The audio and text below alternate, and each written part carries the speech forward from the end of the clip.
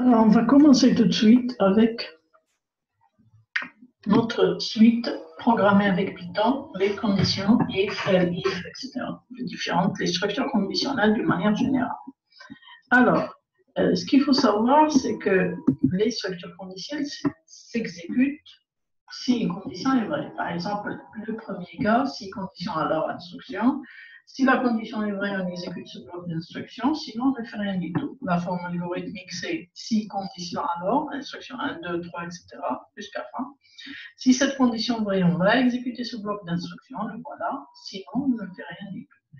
Ça, c'est conditions, c'est quoi? C'est des conditions, par exemple, est-ce que l'âge est supérieur ou égal à 18? Si l'âge est supérieur ou égal à 18, par exemple, 20, et il exécute ce bloc d'instruction. Si, par exemple, l'âge est égal à 15, 15 supérieur à 18, non, n'est pas égal, non, donc il ne fera rien du tout. Donc, il n'exécutera pas ce bloc. Sans plus tarder, on va tout de suite essayer de travailler avec notre console de idle, bien sûr. Alors, ici, voilà, on va travailler avec le chaîne de Python, l'idle. Alors, ici, qu'est-ce qu'on a? On commence tout de suite, par exemple, on va prendre une variable, on va dire g, par exemple, égale à 15. 15 ici, c'est un entier, puisque le nombre, c'est un entier. Rappelez-vous, les variables en Python prennent le type de la valeur qu'elles qu'on donne. Donc là, quand je fais print g, il va afficher 15. Ensuite, si je fais par exemple, est-ce que g est inférieur à 15? Est-ce que 15 est inférieur à 15? Non, c'est faux. Est-ce que g est égal à 15? Oui, c'est vrai, puisque g est égal à 15. Donc là, regardez, inférieur ou ça, double égal, ça veut dire que c'est test d'égalité. Ce n'est pas comme on a fait ici, g égale à 15. G égale à 15, on a pris la valeur 15, on l'a mis dans la case mémoire de g. Et notre valeur de g, quand on l'a affichée, c'est 15. Par contre, ici, g, c'est inférieur à 15, c'est une condition. G, est-ce que c'est égal à 15, double égal 15? C'est une condition. Là, elle a retourné vrai parce que 15 égale à 15. Et là, 15 inférieur à 15, c'est faux, donc il a retourné vrai. Il a retourné faux. Par exemple, si je fais H égale, par exemple, G inférieur à 45, G inférieur à 45, c'est 15 inférieur à 45. Oui, c'est vrai. Donc là, si on fait H, on va faire print H. Vous allez voir qu'il va afficher vrai. Pourquoi? Parce que G inférieur à 45, c'est 15 inférieur à 45, c'est vrai. Donc là, le type, on va dire par exemple print, on va dire print le type de H. Et vous allez voir qu'il va afficher vrai, flou. Pardon, booléen. Pourquoi? Parce que le résultat ici, c'est une valeur logique, booléen. D'accord? Par exemple, le type de G égale 15, c'est une condition booléenne. Il va retourner, le type c'est booléen aussi. Donc la classe ici c'est booléen, c'est le type logique, vrai ou faux, prendre de valeur vrai ou faux. Donc ne pas confondre une affectation avec le égal qui est une affectation avec quoi? Avec le double égal qui est une condition d'égalité. D'accord? Les conditions d'égalité, vous avez égal, test d'égalité, vous avez inférieur, vous avez supérieur, vous avez inférieur ou égal, vous avez supérieur ou égal, vous avez différent. Il y a plusieurs tests d'égalité. Vous pouvez faire aussi le AND entre deux conditions. Le et, c'est le et, ou le OR, c'est le ou entre deux conditions. Par exemple, quand vous dites 12 inférieur, par exemple 12 inférieur à G, 12 inférieur à G, le G c'est 15, oui, d'accord? Donc vous faites 12 inférieur à G, par exemple, and, par exemple, par exemple, P égale 7 supérieur à 8. Est-ce que 7 est supérieur à P égale à 7? Pardon, P égale à 7, P égale à 7, on a affecté, pardon, P égale à 7, c'est une affectation. Donc, je commence d'abord 12 inférieur à G. On a vu que c'est vrai parce que 12 inférieur à 15. Ensuite, je fais P égale 20. D'accord? Si je fais quoi? Si je fais par exemple, le G c'est 15. Donc, si je fais par exemple G est supérieur à 10, and le P, on a donné quoi à P? On a donné V, 20. Donc, on va dire P, par exemple, supérieur ou égal à 20. Oui, c'est vrai, puisque c'est égal à 20. Donc là, G, c'est 10, G, c'est 15. 15 supérieur à 12, 10, oui. Et P supérieur ou égal à 20. P, c'est 20, supérieur ou égal à 20, c'est égal à 20. Donc, vrai, ce terme-là est vrai et ce terme-là est vrai. Il va donner vrai. Voilà les conditions. Pourquoi on en parle? Parce qu'on va les utiliser dans les conditions. Ils sont essentiels dans les conditions. Ça pourrait être aussi un terme à la place de and, ça pourrait être un ou or, par exemple, opérateur or. Sans plus tarder, on va commencer tout de suite avec un premier programme. On va dire nouveau.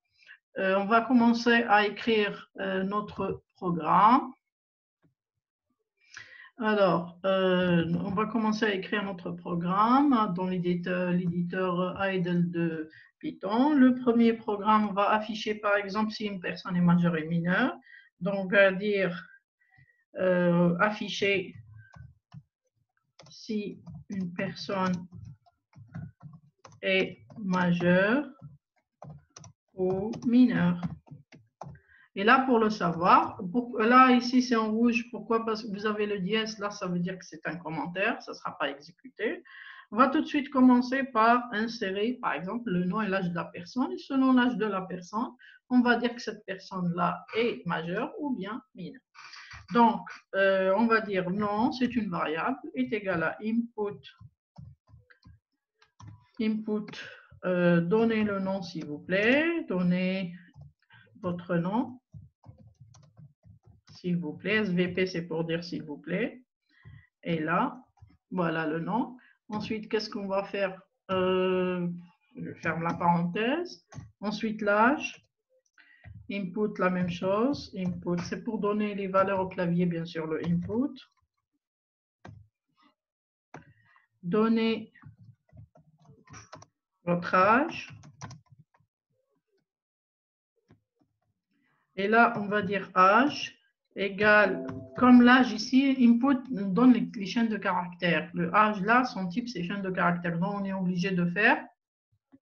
On est obligé de faire quoi? On est obligé de faire âge égale int pour transformer en entier âge. D'accord? Et ensuite, on va tester if âge est inférieur ou égal, est inférieur à 18. On va dire print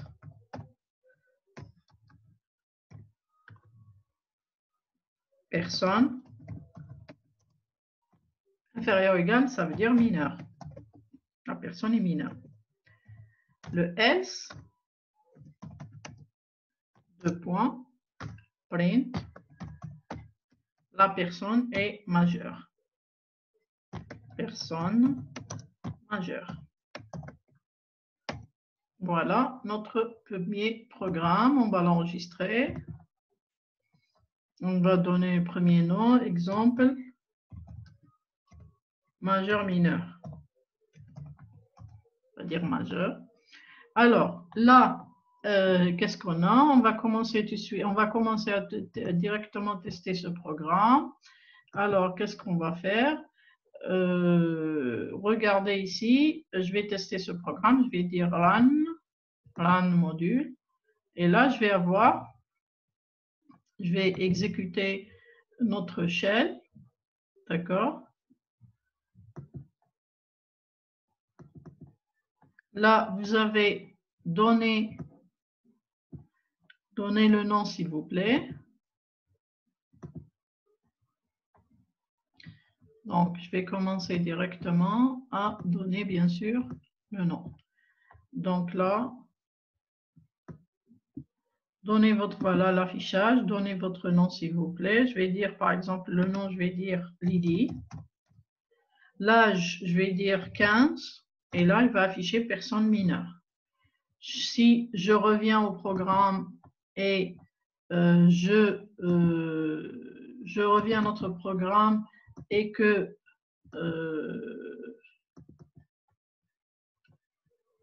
alors, je reviens à notre programme.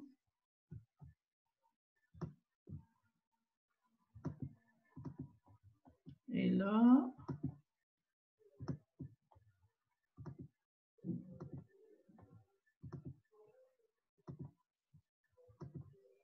alors notre programme, on a dit que c'est exemple majeur. Notre programme là, qu'est-ce qu'il y a? Si l'âge est inférieur à 18, print mineur, sinon il print majeur. Donc on va l'exécuter cette fois. D'accord?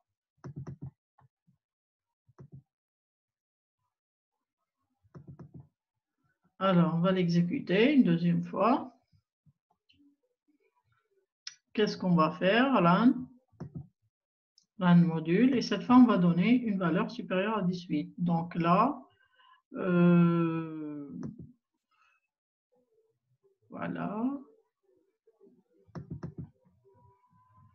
Alors, donnez votre nom s'il vous plaît. On va dire par exemple Roger. Donnez votre âge. Ici, l'âge c'est combien? C'est, on va dire par exemple, c'est 25. Et là, personne majeure. Maintenant, c'est mieux d'écrire, au lieu d'écrire personne, ce serait mieux d'écrire le nom de la personne. Roger est majeur. Donc là, qu'est-ce qu'on fait? On revient à notre programme. Qu'est-ce qu'on fait? On revient à notre programme et on va faire quoi?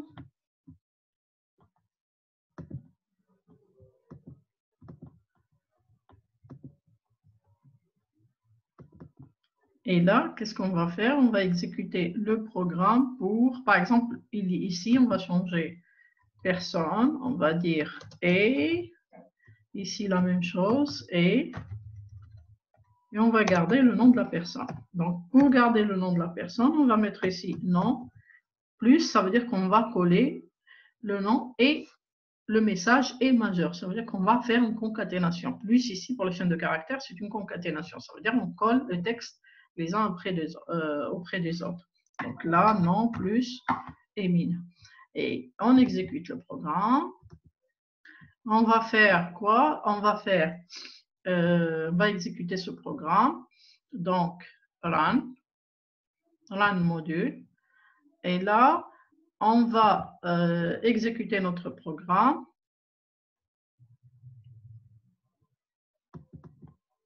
Donnez votre nom, s'il vous plaît. On va dire que c'est Lou.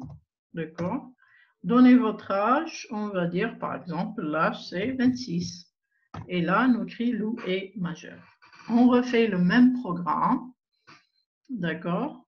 On revient à notre programme. D'accord. On revient à notre programme. Et qu'est-ce qu'on fait? On va... quoi? Voilà, on revient à notre programme et on va donner cette fois les valeurs inférieures à 18. Donc, on va l'exécuter, run. Donnez le nom, s'il vous plaît. On va dire, par exemple, Paul. Donnez votre âge, on va dire 16. Et là, il va écrire Paul et Mina. Regardez ici, quand on revient à notre programme, vous remarquez bien que nous avons deux cas. Ces deux cas, c'est quoi? C'est, on va donner le nom d'abord, donner l'âge, et selon l'âge, si c'est inférieur à 18, il va afficher le nom de la personne est mineur, sinon il va afficher le nom de la personne est majeur. Et regardez, avec le if ici, vous avez âge inférieur à 18, c'est la condition. Et 2 points, c'est pour dire que là où commence notre bloc de if. Et else ici, 2 points, c'est pour là où commence notre bloc de else. Ici, par exemple, regardez, si je rajoute ici, après print nom et mineur, j'ajoute par exemple print. C'est juste à titre exemple, je vais dire par exemple merci. Et là, je vais faire print. Par exemple, je garde print, merci. Regardez ici, print non et mineur, print merci. Regardez, les deux sont indentés de la même manière. Ça veut dire quoi? Ça veut dire que ces deux instructions appartiennent au bloc if âge inférieur à 18. Et else, c'est cette instruction-là qui appartient à else. Et si je fais, par exemple, print au revoir, là, vous remarquez bien que print ici n'est pas indenté, il est au même niveau que le if. Ça veut dire quoi? Ça veut dire que ce qu'il va faire, si l'âge est inférieur à 18, il va exécuter ce bloc-là, ces deux instructions, et il vient faire au revoir. Et si l'âge n'est pas supérieur à 18, il ne va pas exécuter ces deux instructions, il va faire le else est majeur, le nom de la personne est majeur, et plus au revoir. Dans tous les cas, il va faire au revoir. On va tester ce programme, on va l'enregistrer d'abord, cette modification, et on va tester ce programme. Et regardez ce qui va se passer. Donnez le nom, s'il vous plaît. Je vais donner, par exemple, le nom, c'est Roger. Là, je vais donner, par exemple, on va dire, par exemple, 28. Alors, Roger est majeur, au revoir. Roger est majeur, au revoir. Ça veut dire ici, qu'est-ce qu'on a?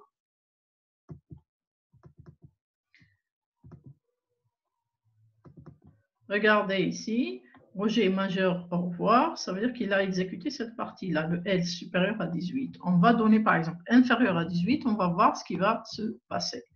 Donc, on va réexécuter. Donnez le nom, s'il vous plaît. Donc, on revient à notre programme.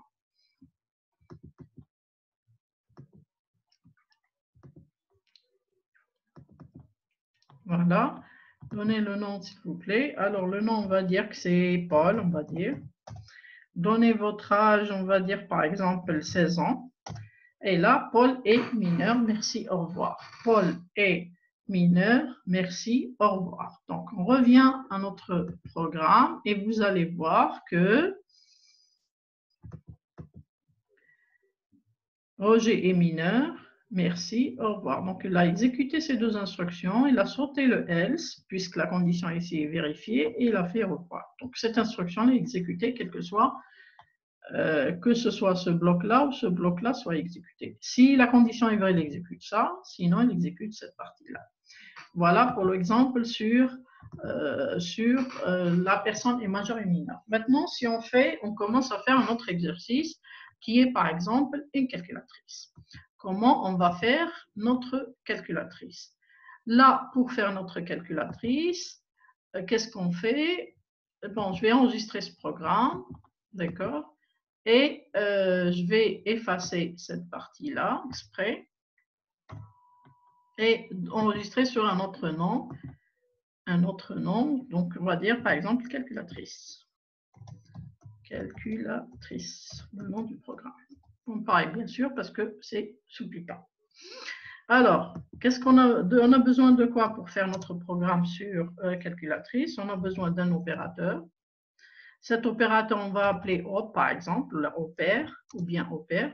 Ça va être soit un plus, soit un moins, soit un multiplié, soit un divisé. Ça veut dire que si c'est plus, on fait l'addition. Si c'est moins, on fait la soustraction. Si c'est étoile, on fait multiplication. Si c'est slash, on fait la division. On a besoin bien sûr de deux nombres. On va dire nombre 1 et nombre 2. Donc, on va dire pour simplifier NB1, NB1, NB2, deuxième nombre.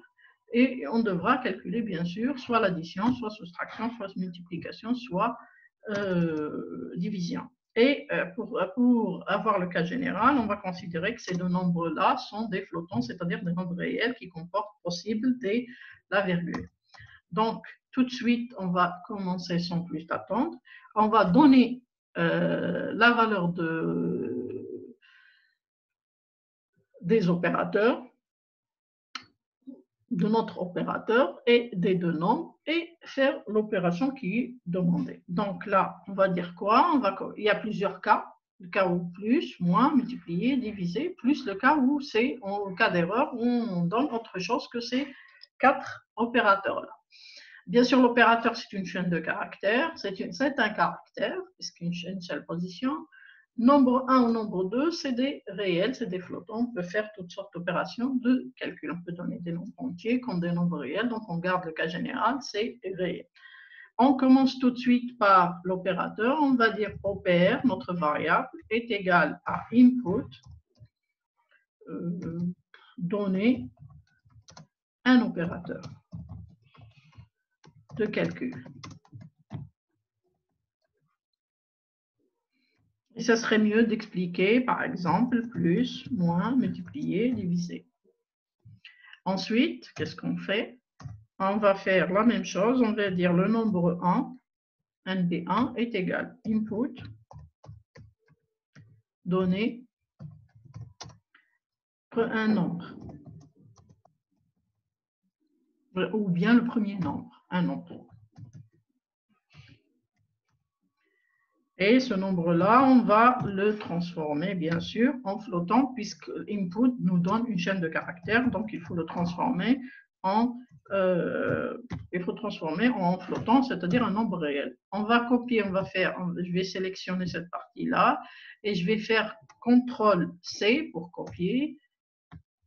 J'ai fait une erreur, pardon, donc je vais CTRL-C. Et ensuite, CTRL-V pour faire le double. Et là, NB2, au lieu de NB1, je fais NB2 pour ne pas avoir à réécrire le même code. Et là, je fais NB2. Ça veut dire que j'ai fait la saisie des deux nombres, nombre 1 et nombre 2. Maintenant, qu'est-ce qu'il nous reste à faire? On va faire la condition sur l'opérateur. Maintenant, on va faire quoi? On va faire les conditions. If opère. Et là, notre opérateur, on peut utiliser opère ou bien par exemple OP si on veut, pour simplifier le nom de l'opérateur. Si OP est égal à quoi? Premier opérateur, c'est plus. D'accord? Qu'est-ce qu'on va faire? On va dire print quoi? Print. On va calculer quoi? On va faire NB1 plus NB2. Tout simplement. Ensuite, on peut faire le deuxième cas, c'est-à-dire else if. Donc là, on va écrire elif pour dire else if. Elif. Opérateur est égal à soustraction. Le point, c'est début du deuxième bloc. Et on va dire, par exemple, je vais copier ça, CTRL-C, CTRL-V. Et là, je vais mettre multiplier, soustraction. Et je vais refaire cette partie-là. Copier, CTRL-C, je l'ai sélectionné. Et ensuite, je fais, là, je viens là et je fais CTRL-V deux fois. Pardon. Voilà, et voilà. Et là, j'ai, et le dernier cas aussi, CTRL-V. Pourquoi le dernier cas? C'est le cas d'erreur. Au cas où on ne donne pas un des caractères demandés. Donc, ça, c'est le plus, ça, c'est le moins. Ça, c'est, troisième cas, c'est quoi? C'est multiplier. Donc, on va faire la multiplication. Multiplier, et toi, c'est multiplier. Ensuite, le cas de la division. On va faire le slash pour dire que c'est la division. Et le cas quoi? Le cas d'erreur. Et là, c'est un cas général. Ça veut dire on va faire tout simplement else, et non pas elif. Et else, ça veut dire dans le cas contraire, c'est pas un des caractères plus, moins, multiplier, diviser. On va faire un message. On va écrire un message et dire, par exemple, erreur, donner un opérateur. Plus, moins, multiplier, diviser. Voilà. Et notre programme est terminé. On va l'enregistrer. D'accord? C'est notre programme calculatrice. On va tout de suite exécuter ce programme. Combien de cas nous avons? Nous avons l'addition, la soustraction, la multiplication, la division et le cas d'erreur, c'est-à-dire autre que ces 4 cas. On va exécuter directement ce programme. Donc, on va faire run module, d'accord? Et on passe à l'exécution de ce programme. Alors, en faisant run module, vous avez quoi? Vous avez quoi? Vous avez ici donner un opérateur de calcul, plus, moins. Là, pourquoi elle m'affiche au revoir? Pourquoi il m'affiche au revoir? On va voir pourquoi il m'affiche au revoir. Qu'est-ce que je fais? Je reviens à mon programme. Et là, je crois que j'ai laissé un affichage qui n'est pas correct. Là, est-ce que j'ai laissé là un opérateur, donner un nombre, donner un opérateur, d'accord.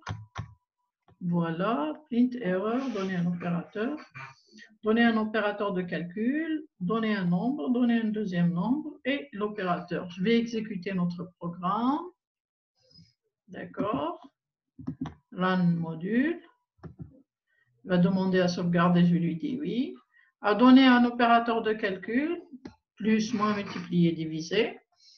Donc, voilà ce qu'il m'affiche.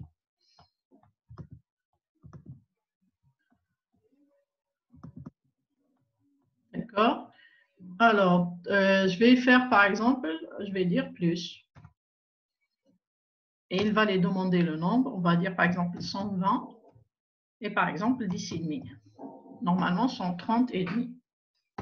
Voilà, 130 et demi. Il a affiché 130 et demi. Donc, ça marche. Je reviens au programme. D'accord. Je reviens au programme. Et là, je vais faire cette fois, par exemple, je vais exécuter le programme pour la soustraction. Donc, je vais faire run aussi. Et là, la même chose. En exécutant ce programme-là, je vais faire, par exemple, la soustraction. Opérateur, je vais donner soustraction. Pardon, moins, j'ai donné le moins.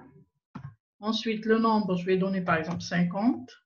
Un autre nombre, je vais donner 30. Il va donner 20. 50 moins 30, c'est 20. Très bien. Je reviens à mon programme, toujours. D'accord. Alors, notre programme ici, on va donner par exemple le cas de la multiplication maintenant. Ça a marché donc 2 cas. On va tester la multiplication. Alors, donner un nombre, donc je vais dire étoile, c'est pour la multiplication. Donner le nombre, on va dire 12. Un autre nombre, on va dire 3. 3 par exemple, 1. Et là, 12 fois 3,1, ce sera 37. 12 fois 3, c'est 36. Pourquoi il a fait 12 multiplié par 3, c'est 36. Combien? C'est 37,2. D'accord. Je teste une autre fois. Bon, voilà. Je peux tester une autre fois. Attendez, je vais exécuter le programme. Exécuter le programme.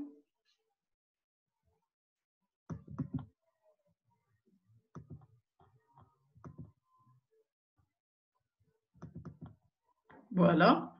J'ai donné 8 étoiles, j'ai donné 12 et 3,1, il m'a donné 37,2. Je reviens à mon programme. D'accord. Et là, je vais donner la division. D'accord. Je vais tester le programme sur la division. Je vais faire run module. L'opérateur, ici, l'opérateur, je vais donner division. D'accord. Donner un nombre, je vais dire 15. Un autre nombre, je vais donner 4. Donc, l'exécution de mon programme, je vais exécuter mon programme. Regardez ici, j'ai donné la division. Ensuite, j'ai donné 15, 4. Et là, ils vont me donner 3,75 parce que 15 divisé par 4, c'est 3,75. Donc, je reviens à mon programme, toujours. Je vais tester un autre cas de division. D'accord, donc run. Là, je vais exécuter le programme. Alors, ici, nous avons